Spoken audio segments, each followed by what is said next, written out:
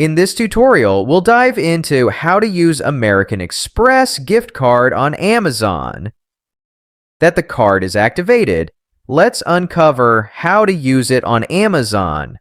First, you will want to log in and add your gift card as a payment method on Amazon. Then, navigate to the Accounts and Lists drop-down menu. From there, you will select the Account tab, which will bring up the various facets of your account. Then you will want to select your payments. From there, click Add a Payment Method, which is available under the list of payment methods on your account. Now, since there is no option to add a gift card, we will instead be adding a credit or debit card. You will be prompted to input your specific card details. These include your card number, the name on the card, its expiration date, and the security code. Conclusively, you should now have the card inputted into your account and available to use. However, it is vital to note that Amazon does not allow more than one payment method to be used for individual transactions. Moreover, you are only able to purchase an amount that you have available on your specific gift card.